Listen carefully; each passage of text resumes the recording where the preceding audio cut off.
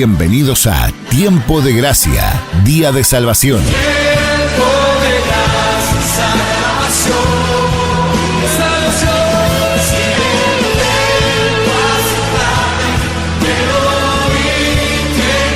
Este es un programa en vivo que se emite cada sábado a partir de las 10 horas, donde nos sumergimos en las profundidades de las verdades bíblicas.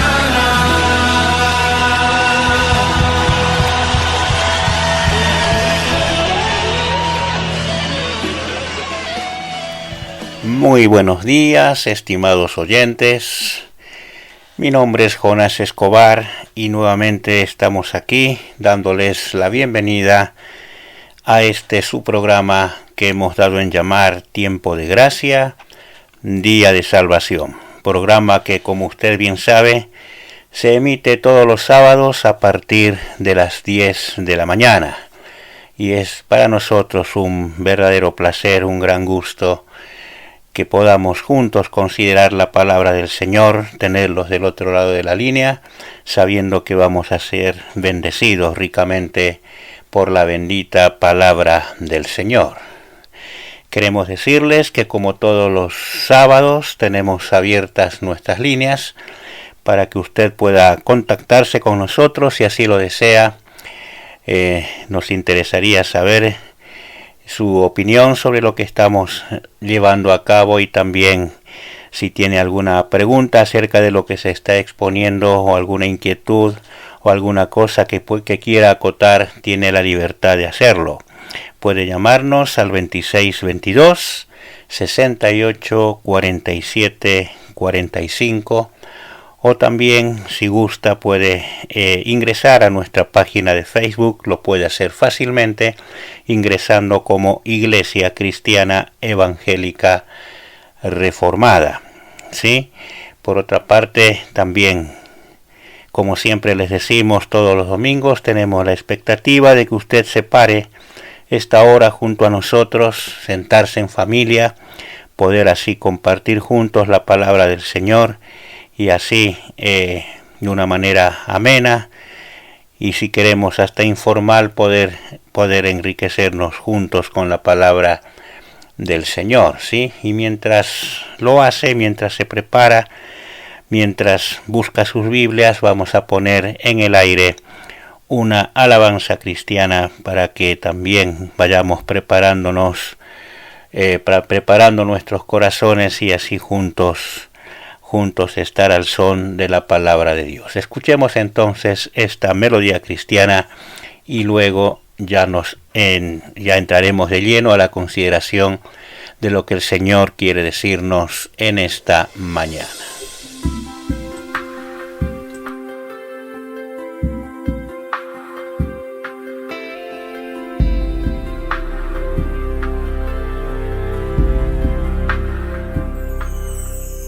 crear las altas cumbres, hacer el mar rugir, pintar un bello atardecer de tonos carmesí,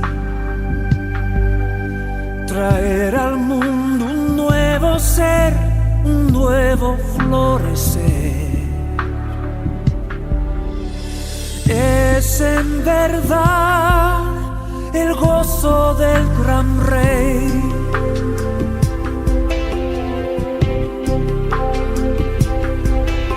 ver prosperar su pueblo viviendo en su luz y ver sus hijos caminar la senda de la cruz, sentir el gozo singular de quienes rescató. Es en verdad el gozo del gran rey, es en verdad el gozo del gran rey.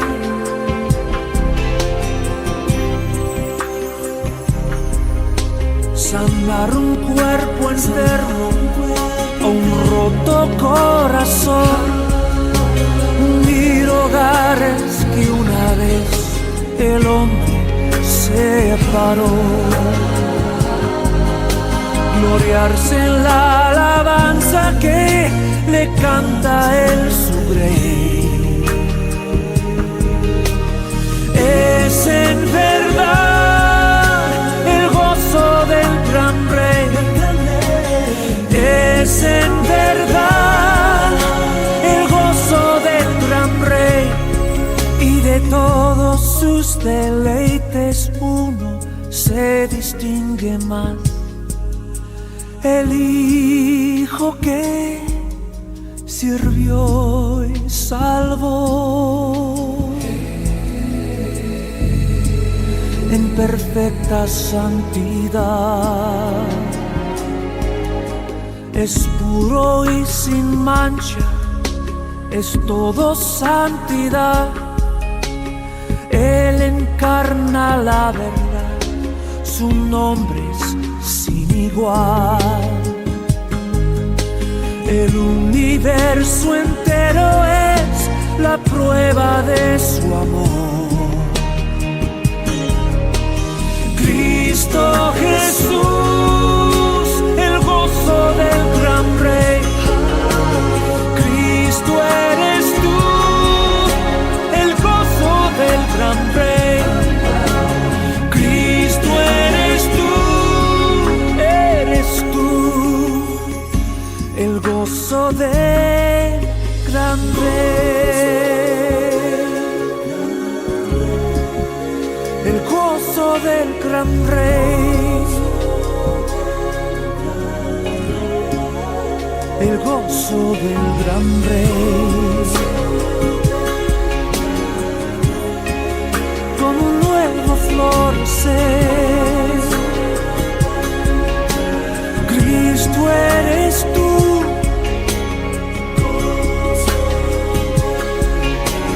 Cristo eres tú.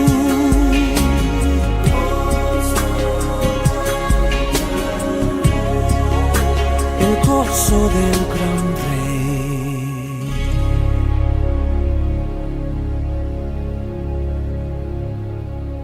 Bien, aquí estamos de vuelta.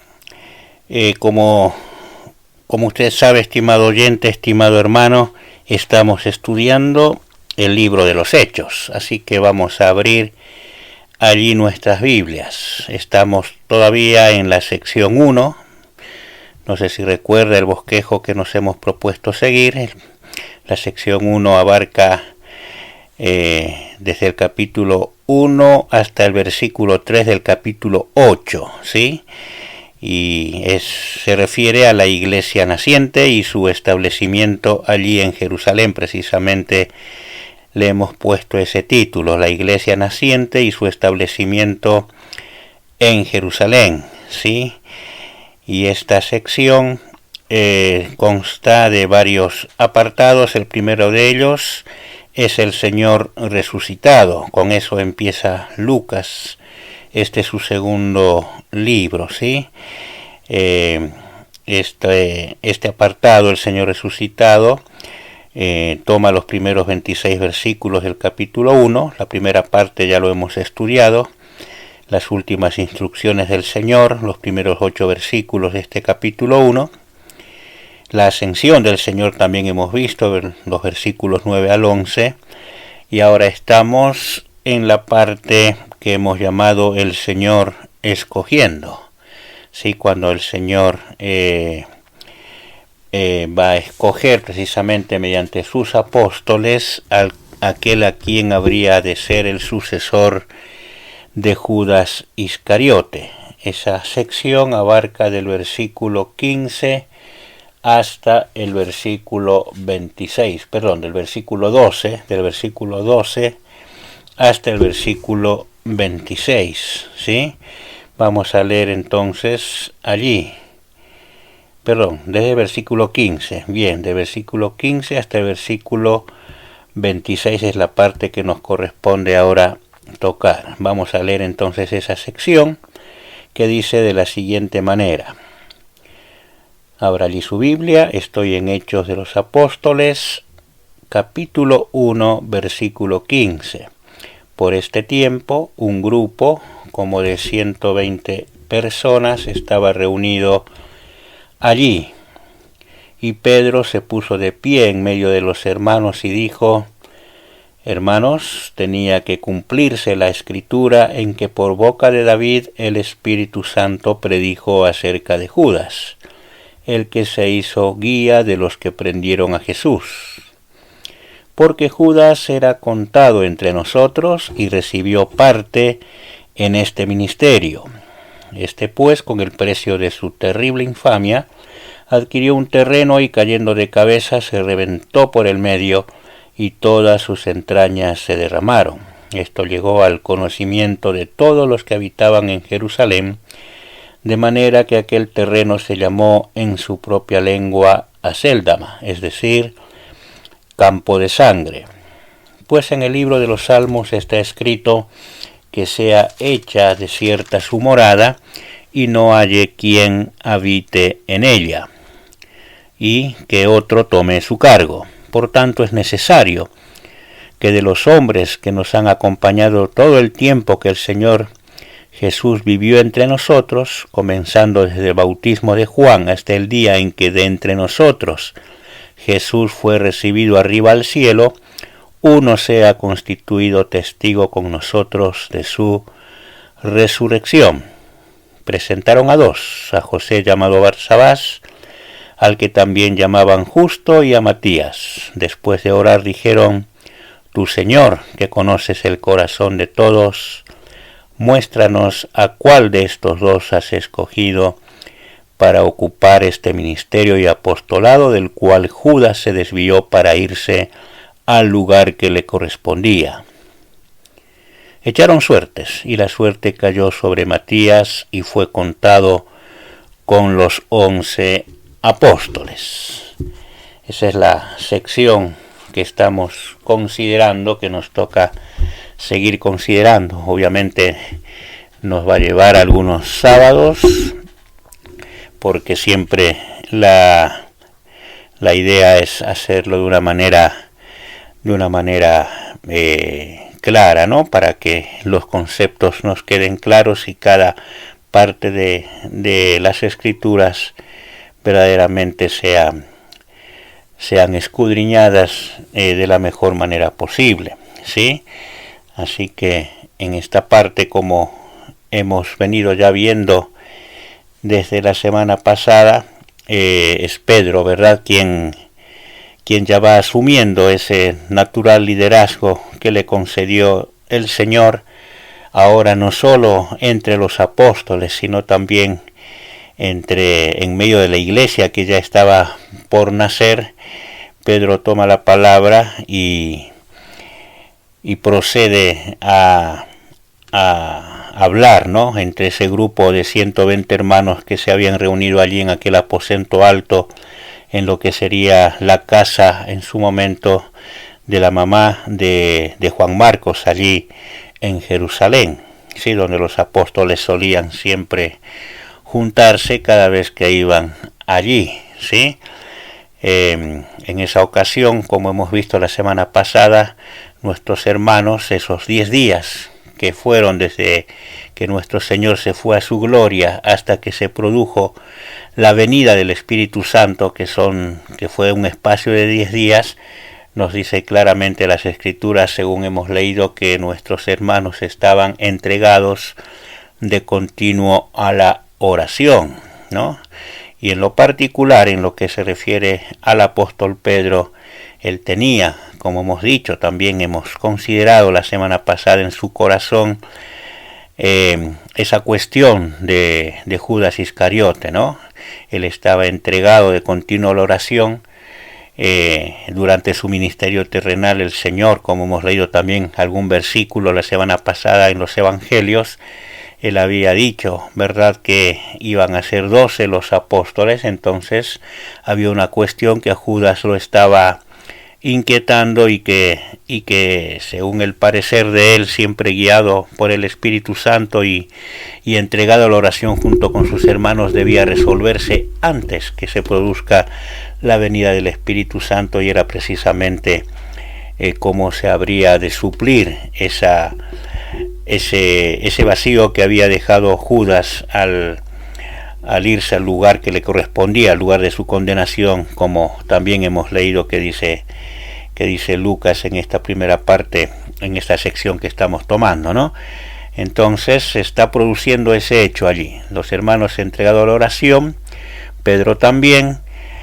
Pedro toma la palabra y expone su inquietud ante los hermanos, y lo hace de una manera como hemos considerado que es la que se tiene que hacer siempre que se plantea una cuestión delante de la iglesia, ¿sí? Recuerda, ¿no?, que en la primera entrega que hicimos de esta sección, cuando empezamos a estudiar el libro de los Hechos, hemos dicho que si bien este libro es un libro de características históricas, no por ello deja de ser un libro también profundamente teológico, ¿sí? Se nos presenta la teología en hechos prácticos. Lucas en su relato lo está haciendo de esa manera, ¿sí? Siempre guiado por el Espíritu Santo, y la enseñanza que nos deja aquí en esta sección, la palabra del Señor, es la manera como se tienen que tratar los temas dentro del seno de la iglesia. Siempre tiene que hacerse en oración y basados en las Escrituras. Había una cuestión que se tenía que resolver: el vacío que dejó Judas Iscariote en el número de los apóstoles. Tenían que ser 12, y Pedro toma las Escrituras y expone delante de sus hermanos, y toma el libro de los Salmos y plantea esa cuestión como tiene que hacerlo, con las Escrituras, ¿sí? Y también entregados a la oración, dos cosas que no pueden ir separadas, ¿no? Cualquier cuestión que tenga que resolverse dentro del seno de la iglesia siempre tiene que ser de esa manera, dependiendo del Señor de esta manera, a través de la oración y tomando resoluciones que estén basadas siempre en las Santas Escrituras. Es la manera que tenemos como hijos de Dios de conducirnos dentro de este cuerpo de Cristo que es la iglesia, ¿sí? Y en esta cuestión Pedro está haciendo de esta manera, basándose en las Escrituras, en este caso de los Salmos. Él ya presentó la cuestión en las Escrituras por qué Judas había obrado de esa manera. No era una casualidad, tampoco había sorprendido a nuestro Señor la traición de Judas. Pedro lo plantea perfectamente, mostrando las Escrituras, más precisamente en el libro de los Salmos, que esto tenía que ser de esta manera, ¿no? El Señor tenía que ser traicionado por uno de los suyos, ¿sí? Y otro tenía que tomar su lugar. Ahora lo que va a hacer Pedro en segunda instancia, y también basándose en las Escrituras de los Salmos, él va a presentar ahora su propuesta, ¿no? Pero antes de hacerlo, Lucas abre un paréntesis. Lucas nos quiere mostrar el final en esta tierra, ¿no?, de Judas, ¿sí? La manera como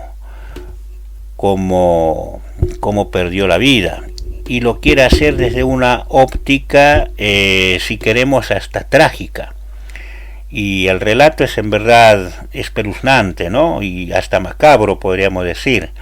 A diferencia de Mateo, que también relata esta parte de la vida del final de Judas, Lucas no se va a quedar con el solo hecho de su suicidio, no por ahorcamiento como leemos en el libro de Mateo, sino que Lucas nos va a mostrar el episodio siguiente, el que sucedió inmediatamente después que se colgó de aquel árbol, como lo cuenta Mateo.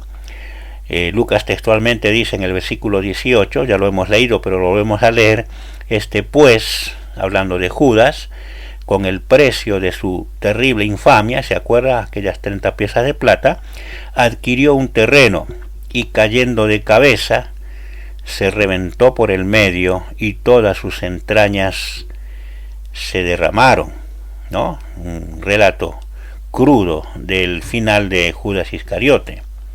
Mateo nos deja, se acuerda, ¿no?, con Judas arrojando las 30 piezas de plata a quienes se las dieron para traicionar a nuestro Señor Jesucristo, ¿no? Y saliendo afuera se ahorca. Mateo 27:5 nos dice eso. Luego se infiere que una vez suspendido, donde se ahorcó, alguien cortó la cuerda o la soga, o simplemente ésta cedió con el peso del cuerpo de Judas, ¿no? Y cayó de cabeza, como Lucas nos está contando, produciéndose esta escena dantesca que nos está relatando, reventándose por el medio y con todas sus entrañas desparramándose.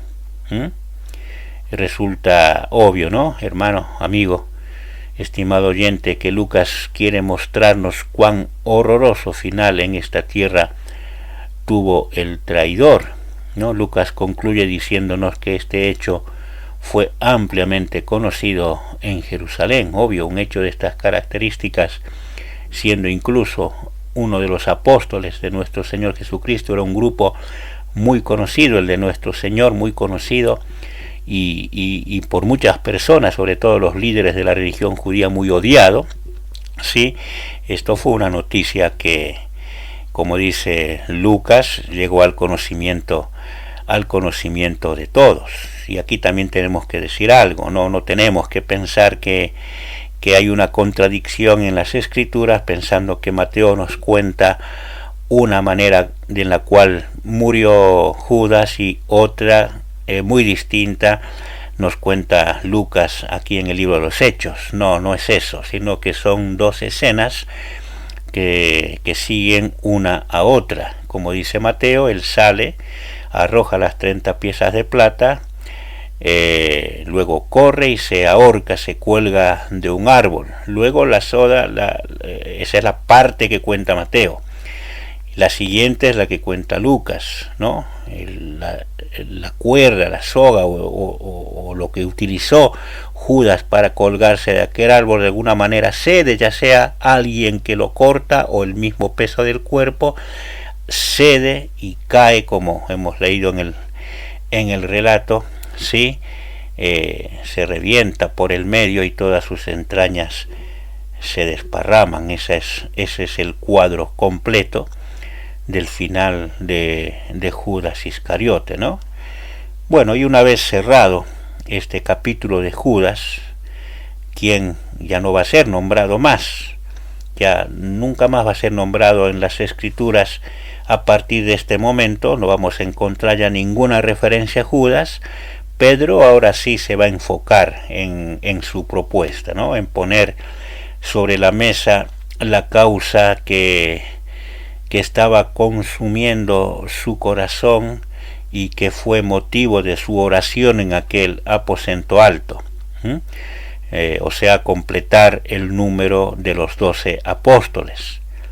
Y como toda cuestión que atañe a los redimidos, que tenga que ver con el grupo de escogidos que conformamos la Iglesia, debe estar sustentada en las Escrituras, Pedro va a fundamentar su propuesta con sólidas bases bíblicas, ¿no?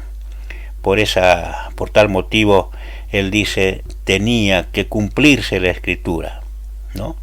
Frase que en su composición verbal, claramente, si usted presta atención, habla de una escritura ya cumplida. Y esta frase de Pedro con respecto a las Escrituras tiene referencia directa con el Iscariote, ¿no? Con Judas. Tanto aquella que explica por qué Judas había sido elegido como apóstol, como hemos visto la semana pasada, ¿no? Citada por nuestro mismo Señor Jesucristo durante su ministerio terrenal y que ya hemos analizado, como la que tiene que ver ahora con su propuesta de elegir al sucesor, cuestión que vamos a analizar ahora, y que Pedro se encarga de citar, ¿no? Las palabras de Pedro son claras. Fíjese el versículo 20, él nos dice, pues en el libro de los Salmos está escrito, está citando las Escrituras, que sea hecha desierta su morada y no haya quien habite en ella, y que otro tome su cargo.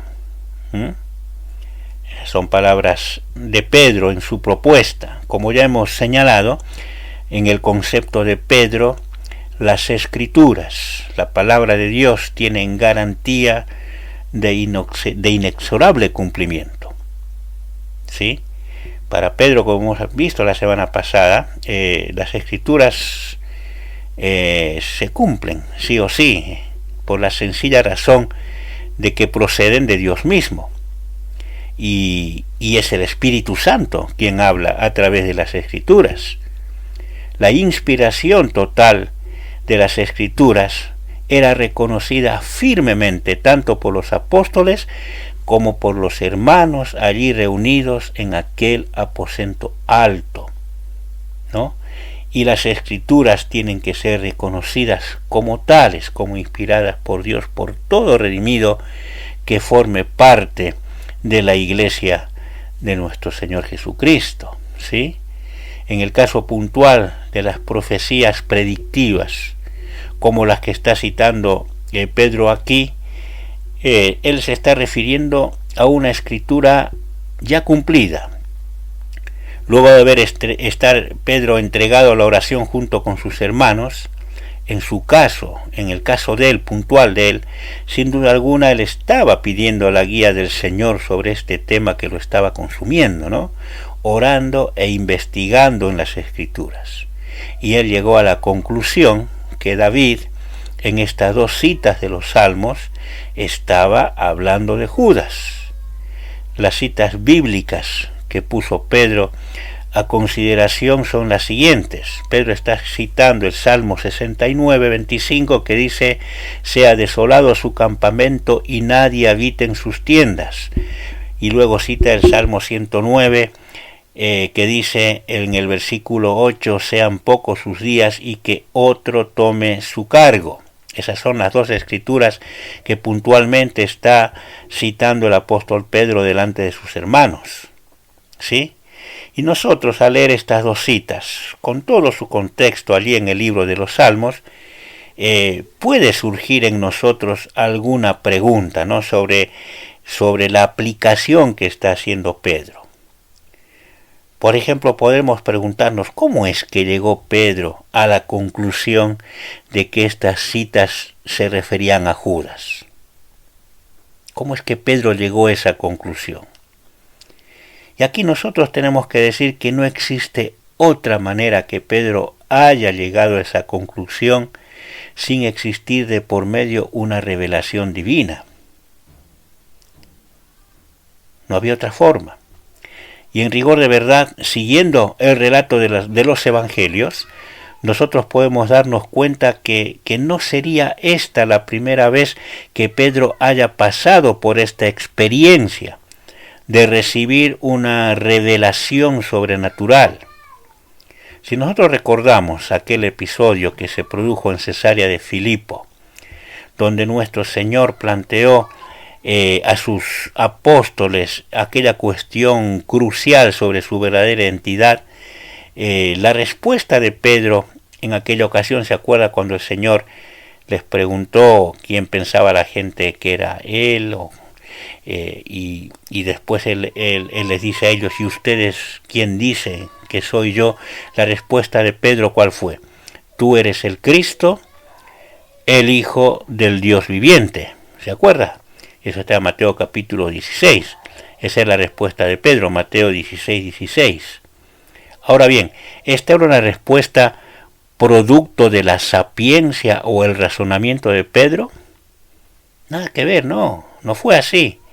Nuestro mismo Señor reveló allí que a esa conclusión a la que había llegado Pedro no era producto de su apreciación personal, sino que tal conclusión acerca de su identidad como el Cristo, el Hijo del Dios viviente, como él le dijo, era una revelación directa que había recibido de Dios el Padre. ¿Se acuerda las palabras de nuestro Señor en esa ocasión? el Señor le dice: bienaventurado eres Simón, en el versículo siguiente, Mateo 16:17, hijo de Jonás, porque esto no te lo reveló carne ni sangre, no recibiste esta revelación de ninguna persona, no te lo dijo nadie, sino ¿quién? Sino mi Padre que está en los cielos. Ahora, ¿por qué traemos a colación esto? Por la sencilla razón de que Pedro sabía cuándo una revelación provenía de parte de Dios. Él ya tenía esa experiencia. No le era ajena esta sensación de seguridad al respecto. Debemos nosotros tener en cuenta que antes que el canon bíblico, antes que la Biblia se completara, Dios revelaba a los suyos ciertas verdades de manera sobrenatural, ¿no? Y el hecho de estar entregado Pedro a la oración e imbuido en las Santas Escrituras como lo estaba, le hace llegar a la conclusión de que aquellos enemigos a los cuales se refería David en el Salmo 69 no eran sino figura de los enemigos del Cristo sufriente. Y el rey de aquel Salmo, que era David en el Salmo, era también figura del verdadero y único Rey, nuestro Señor Jesucristo. Pedro estaba haciendo una aplicación correcta de las Escrituras, recibiendo una revelación divina. Por otra parte, este salmo es uno de aquellos que se considera como salmo mesiánico. Aparece en el Nuevo Testamento 7 veces, apuntando proféticamente a nuestro Señor Jesucristo como víctima de sus enemigos. Es más, nuestro mismo Señor lo citó para él referirse a sus enemigos, ¿no? En este caso él hablando de los escribas y fariseos, señalando que pese a ver sus obras, ¿se acuerda?, mantenían su odio hacia él, indicando que tal actitud era para que se cumpla lo que este mismo salmo estaba decía de David. Me odiaron sin causa, decía, y estaba citando también el Salmo 69:4. En Juan 15, el Señor, en los versículos 24 y 25, hace esta afirmación citando este salmo. Y también los mismos discípulos recordaron este salmo cuando vieron a nuestro Señor reaccionar con santa ira hacia quienes hacían de la casa de Dios un mercado donde obtener ganancias. ¿Se acuerda esa situación cuando nuestro Señor, látigo en mano, ¿no?, corre a los que estaban haciendo negociados en la casa de Dios? La cita de este salmo que recordaron en esa ocasión los discípulos, ¿cuál era? El celo por tu casa me ha consumido. ¿Y dónde está? En el Salmo 69, el mismo al que estaba haciendo referencia Pedro, más precisamente el versículo 9. ¿Sí? Así que para Pedro, relacionar este salmo con los enemigos del Cristo sufriente no fue para nada extraño. ¿Se da cuenta de esto? Lo ve claro. Y al recibir la revelación divina leyendo este salmo, Pedro concluye que la morada o campamento que había recibido Judas, otro enemigo, ¿no?, de nuestro Señor Jesús, era la propia vida del Iscariote. Finalmente, la ruina de su propia existencia estaba en su horizonte, y no solo la referencia del Salmo es a su horrible final en este mundo, sino más aún la ruina eterna, ¿no?, la desolación definitiva que significa la condenación eterna. Las Escrituras ya estaban anticipando, ¿no? Acá entra otro concepto teológico profundo para nosotros, que es la soberanía de Dios en la elección. Judas ya estaba destinado para condenación. Él cuando él muere, él se fue a su propio lugar, nos dice Lucas, precisamente porque su destino era ese. Judas viene a ser un perfecto ejemplo que finalmente todo aquel que se levante como enemigo de nuestro Señor Jesucristo desaparecerá, su morada será desierta, o como dice otro salmo, ya no estarán más. Salmo 37 dice eso. Los versículos 9 y 10, los malhechores serán exterminados. Preste atención, estimado oyente. Los malhechores serán exterminados, pero los que esperan en el Señor poseerán la tierra.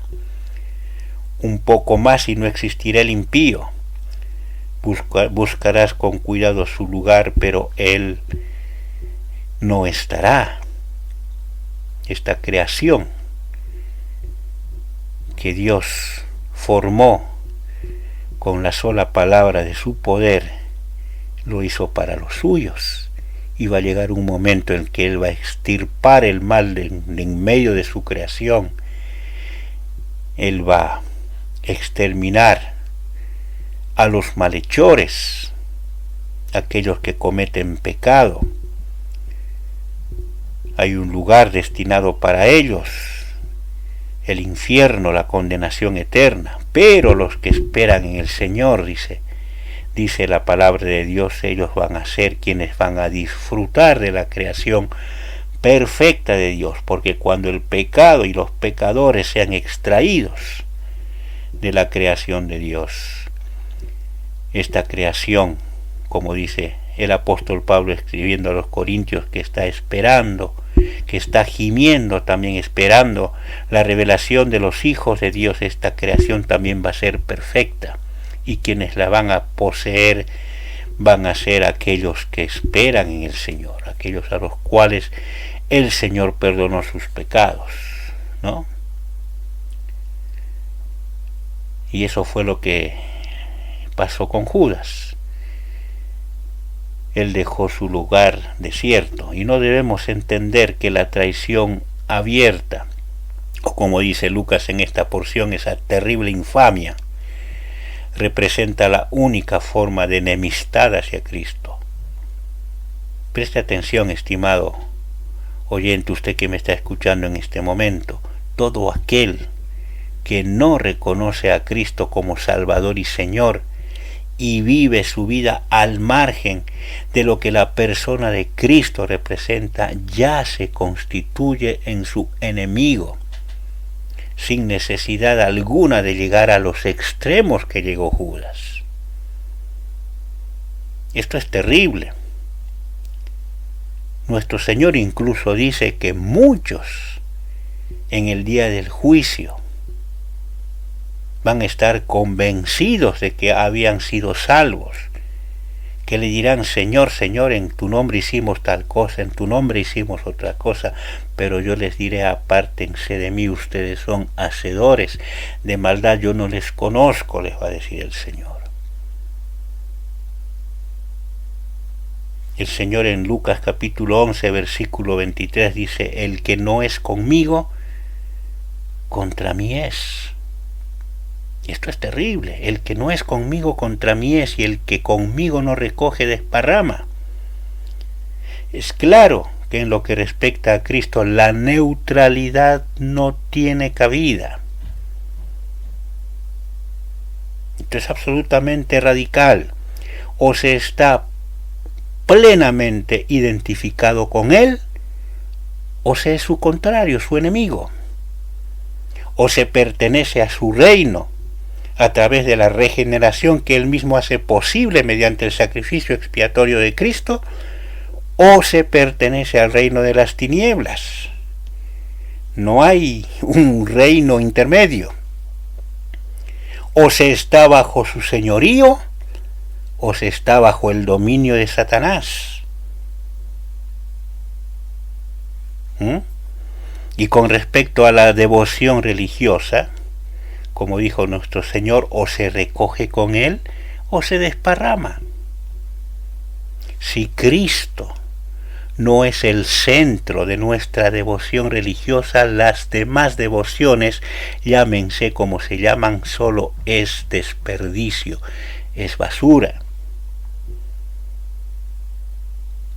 Y así como las Escrituras tuvieron firme cumplimiento en Judas, y finalmente su existencia resultó en desolación y ruina, como está diciendo Lucas, de la misma manera, quienes no estén con Cristo también van a experimentar el cumplimiento de las Escrituras en ellos. Esto es terrible.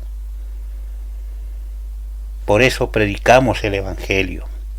Por eso sábado tras sábado traemos la palabra de Dios. Porque tú, estimado amigo, que nos estás escuchando, estás en una de estas dos posiciones. O estás con Cristo o no estás con Él. O perteneces al reino de Dios o perteneces al reino de las tinieblas. O estás bajo el señorío de Cristo o estás bajo el dominio de Satanás. Y si tú sirves, o estás comprometido o tienes parte en el ministerio de alguna iglesia, si Cristo no es el centro de tu servicio, si no lo estás haciendo exclusivamente para su gloria, si no has nacido de nuevo y le estás sirviendo de corazón, es una devoción que no sirve. Finalmente vas a escuchar: apártate de mí, eres un hacedor de maldad. ¿Sí?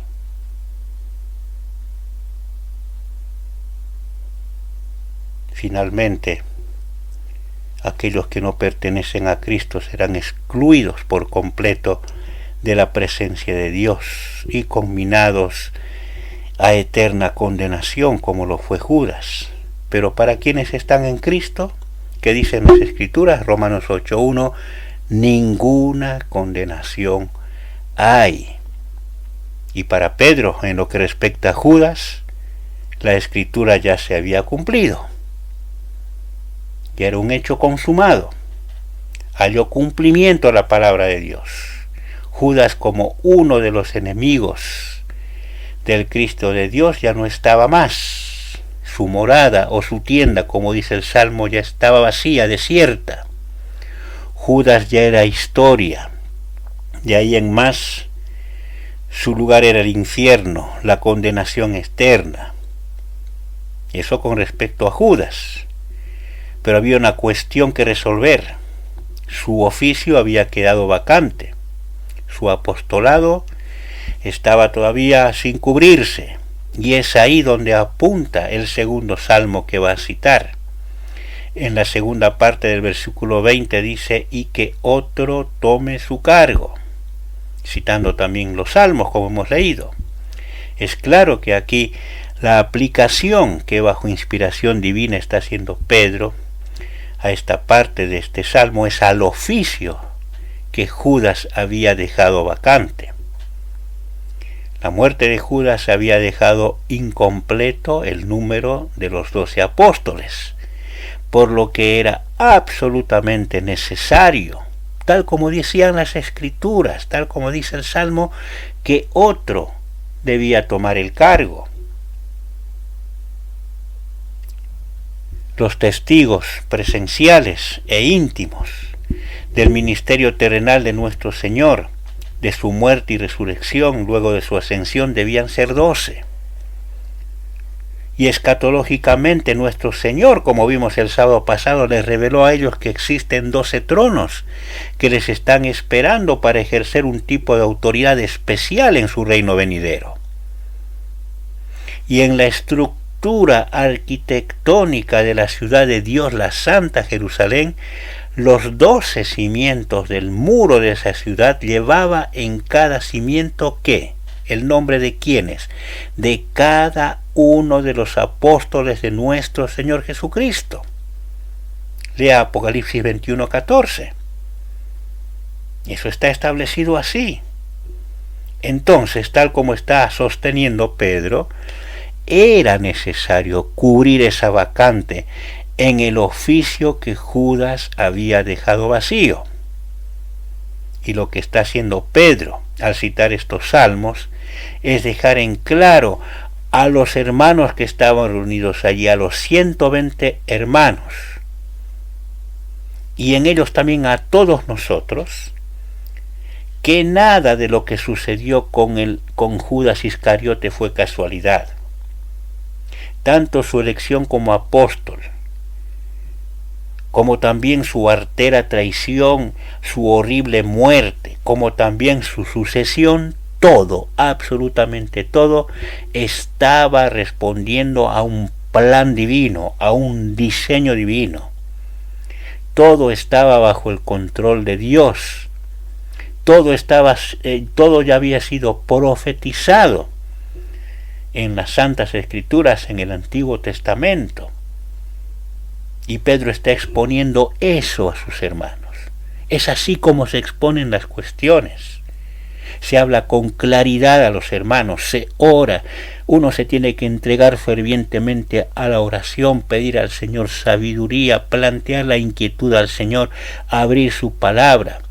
Y cuando uno recibe la respuesta de parte del Señor sobre la cuestión que se quiere resolver, presentarla con humildad y claridad delante de los hermanos para que todo sea hecho de acuerdo a la voluntad de Dios. Qué gran ejemplo para nosotros. Qué gran ejemplo. Y el tiempo de la sucesión había llegado.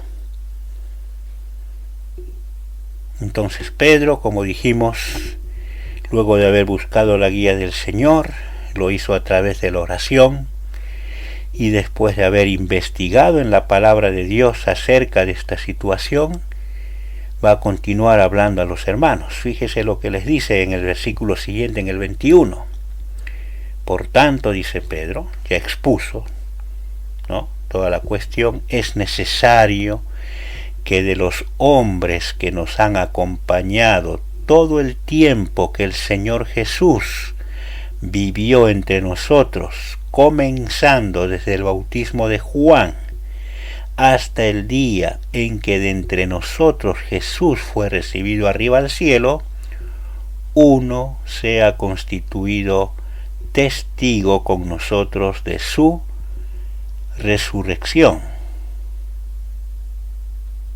Importante, ¿no?, estos dos versículos. Es importante notar aquí que lo que Pedro está haciendo al presentar su propuesta es mostrar a los hermanos que la sucesión de Judas Iscariote es la continuación del plan de Dios.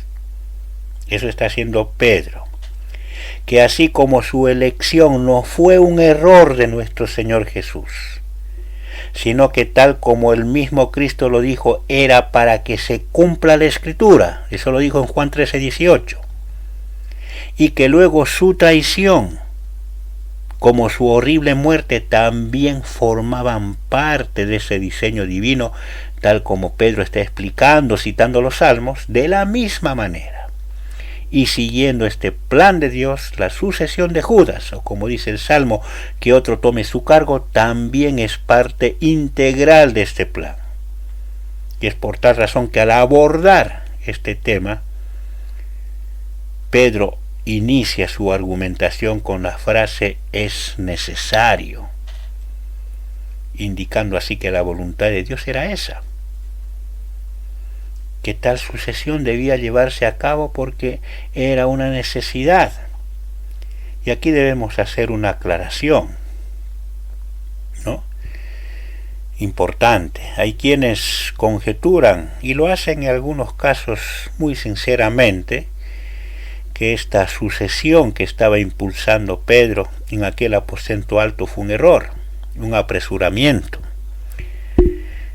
¿no? Ellos sostienen que tal vacante fue cubierta por Pablo, que existen únicamente 12 tronos reservados para los apóstoles de Cristo y que Pablo no podía quedar al margen.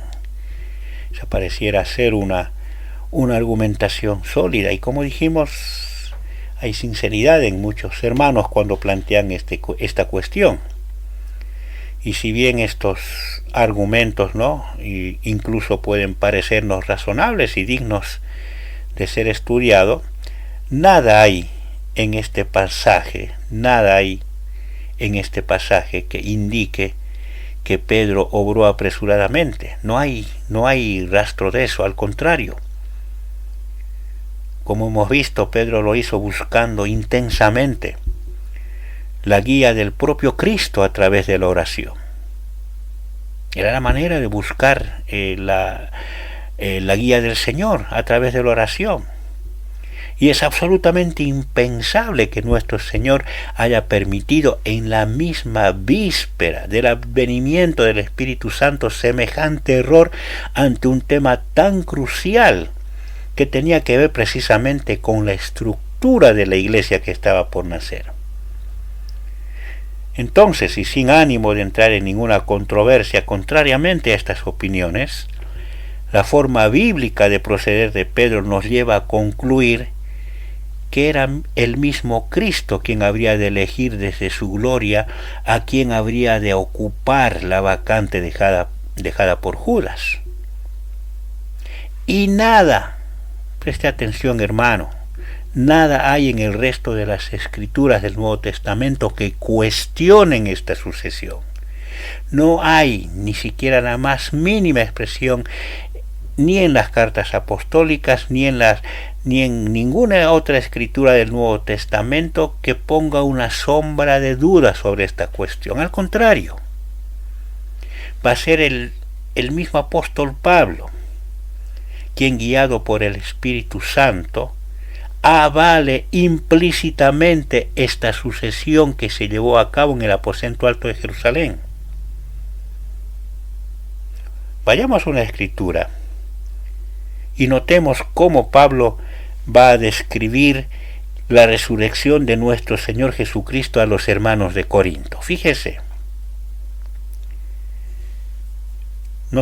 usted piense siempre en esto, no estamos determinando, ¿sí?, que implícitamente Pablo va a avalar la elección de Matías.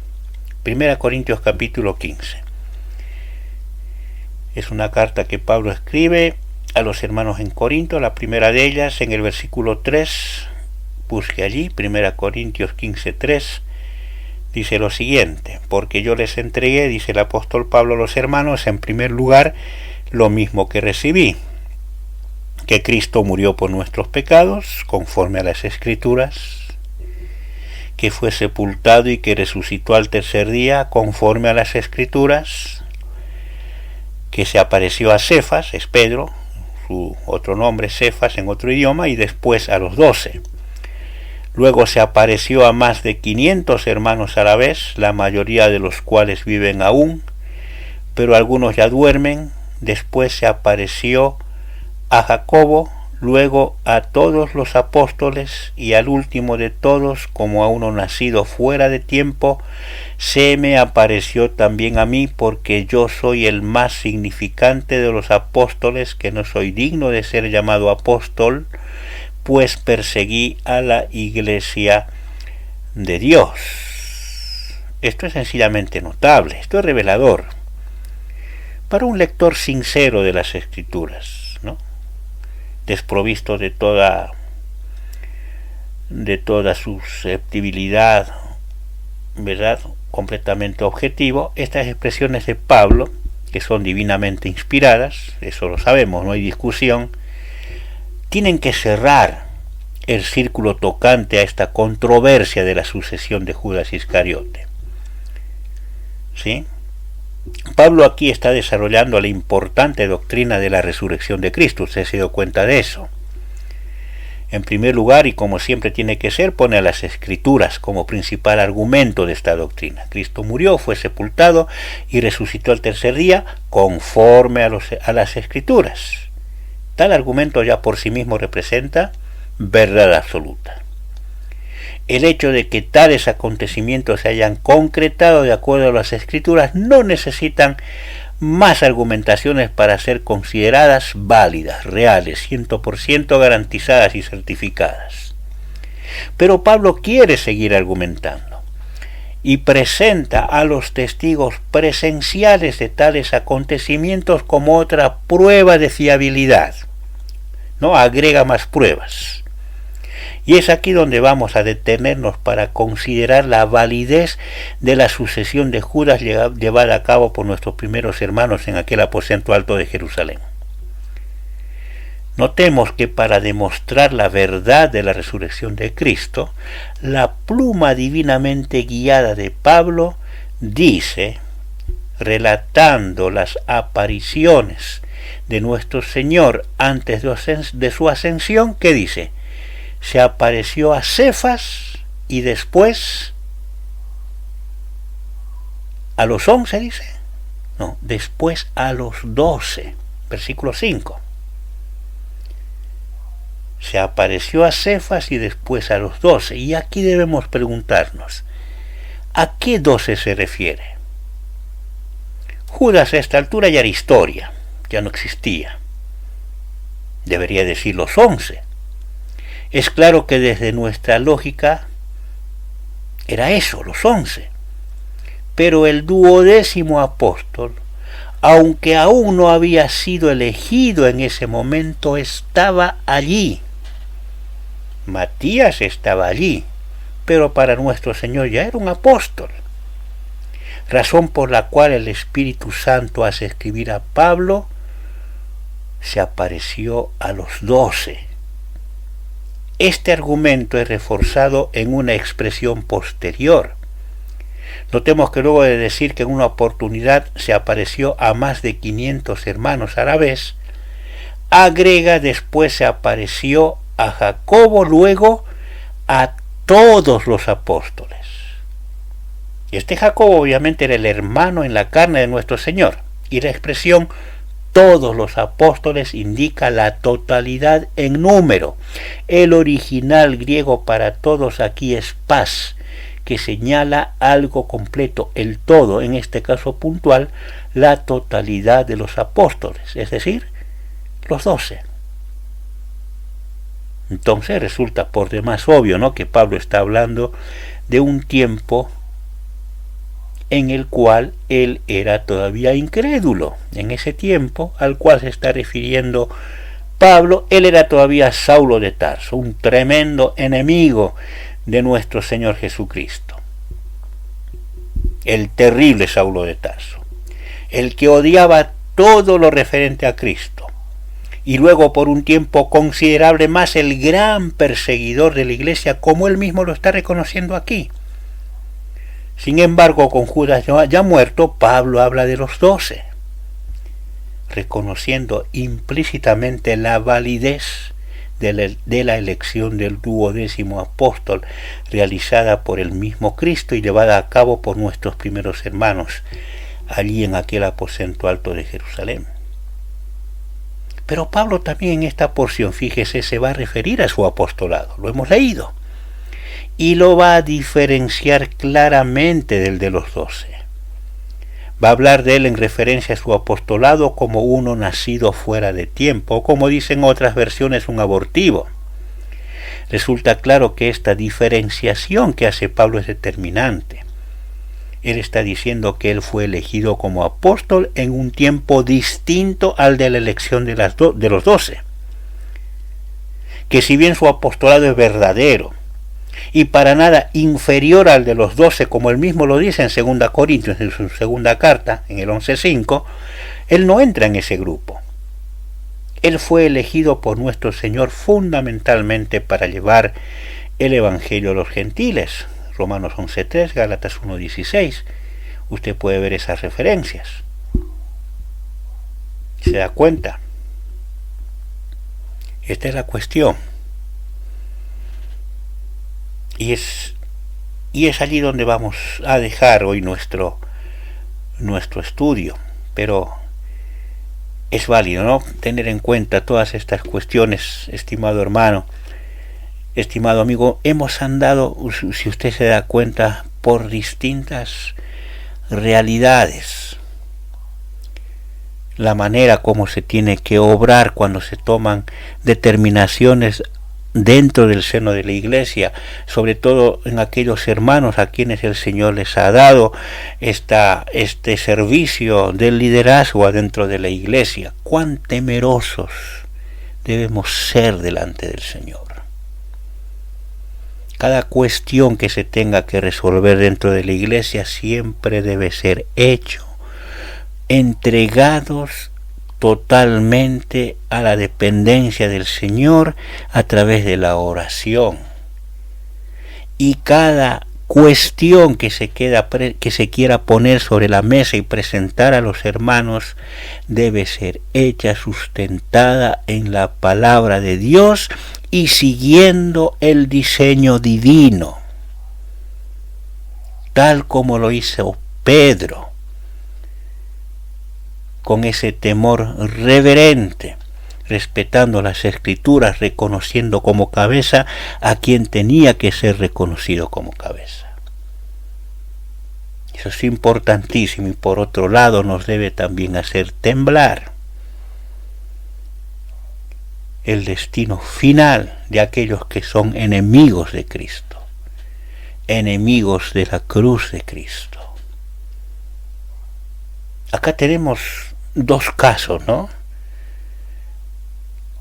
Uno que era un enemigo de nuestro Señor Jesucristo, a quien la gracia de Dios alcanzó y fue llevado de una situación completa de enemistad contra Cristo, como era Saulo de Tarso, para ser luego un apóstol de nuestro Señor Jesucristo, utilizado de una manera tan notable, ¿no? Tenemos sus escritos en el Nuevo Testamento, toda nuestra base como iglesia tiene que ver con las cartas paulinas, todo lo que tiene que ver con, no podemos negar la manera como el Señor utilizó al apóstol Pablo, siendo él un enemigo en sus tiempos de incrédulo de nuestro Señor Jesucristo. Él mismo se consideraba el más terrible de los pecadores precisamente por haber perseguido a la iglesia.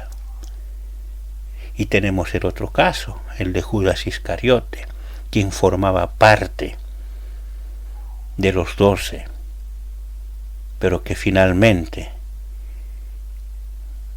verdad, se mostró tal cual era y se fue a su lugar, como dicen las Escrituras, a su lugar de eterna condenación. ¿Y por qué digo que nos tiene que hacer temblar? Porque nos debe llevar a la autoexaminación permanente en nosotros mismos. Debemos, hermanos, velar por nuestra salvación. No es que vayamos a perderla si verdaderamente somos hijos de Dios y Él nos ha rescatado, nuestra salvación está garantizada. Pero no vaya a ser que haya casos de personas que se creen que son renacidos, que piensan que son hijos de Dios por distintas razones, ya sea por asistir a las iglesias, por pertenecer a hogares cristianos, no sé, puede haber tantas cuestiones que lo engañen. Tienes que revisar si verdaderamente tu vida ha sido transformada, si amas verdaderamente a Dios, si tu vida responde a los propósitos divinos, cuál es tu relación con el pecado, si te gozas en el pecado o te duele cuando pecas. Todas esas son evidencias de que si eres salvo o no eres salvo. No vaya a ser que te pase como Judas y que seas un enemigo de Cristo sin tú percibirlo siquiera. Quiere el Señor abrirte los ojos a través de estos estudios y el Señor te lleve a la consideración genuina de tu salvación. ¿Sí? Esa va a ser nuestra oración en esta mañana en favor de nuestros oyentes. Nos vamos a encontrar el sábado que viene, y que el Señor bendiga su palabra en nuestros corazones.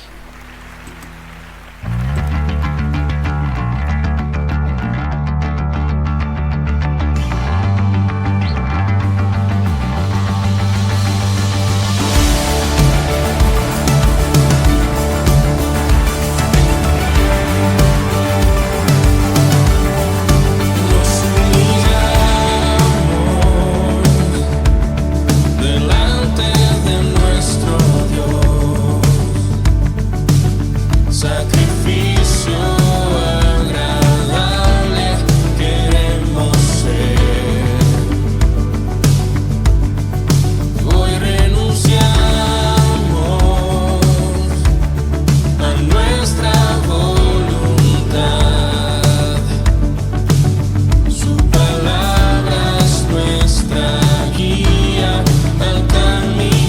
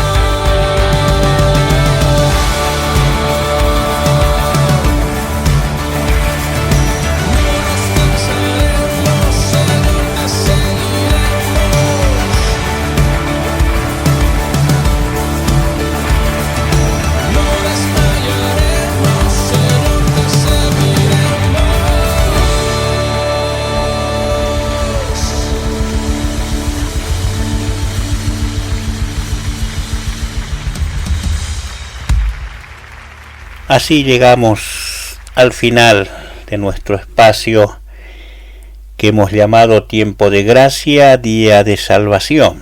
Quiera el Señor que su palabra sea efectiva en cada uno de nosotros, que verdaderamente hayamos disfrutado de este momento al son de la palabra del Señor. Nos resta, como lo hacemos siempre, estimado oyente, invitarte a nuestras reuniones de enseñanza congregacional, ¿sí? Nuestras reuniones son los días domingos a las 10 de la mañana, tanto aquí en el departamento de San Carlos, más precisamente aquí en la Consulta, como en el departamento de Maipú, ¿sí? Si quieres asistir, nosotros tenemos toda la disponibilidad para recibirte y juntos compartir la palabra del Señor. Nuestra intención única es esa. No nos mueve, estimado oyente, otro motivo. Lo único que nos mueve es transmitirte el bendito mensaje del Evangelio, ¿sí? Con esto te queremos decir que no vas a encontrar en nosotros ningún tipo de manipulación para que dejes algún dinero en nuestra iglesia. No vamos a llevarte a eso. No nos interesa tu dinero, lo único que nos interesa es que la palabra de Dios sea proclamada, que tú la escuches y que llegues al conocimiento de la verdad y que el Señor tenga misericordia de ti y te salve. Esa es nuestra única motivación al invitarte a nuestras reuniones de enseñanza congregacional, ¿sí? Si quieres hacerlo, puedes comunicarte con nosotros al 2622 68 47 45. Te lo repito, toma nota, 2622 68 47 45, ¿sí? Gustosos habremos de indicarte cómo llegar a cualquiera de esos dos lugares y verdaderamente será un placer compartir contigo la palabra de Dios. Sin más que decirte, me despido hasta la semana que viene. Mi nombre es Jonas Escobar y nos estaremos encontrando por esta tu radio Gracia y Verdad en este tu programa Tiempo de Gracia, Día de Salvación. Y así llegamos al final de otro poderoso episodio de Tiempo de Gracia, Día de Salvación.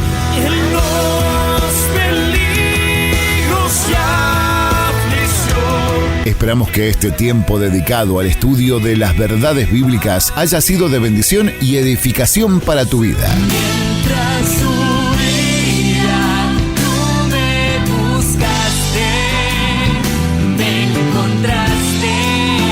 Que la gracia y la paz de nuestro Señor Jesucristo estén contigo siempre. Hasta la próxima semana, cuando nos volvamos a encontrar en Tiempo de Gracia, Día de Salvación.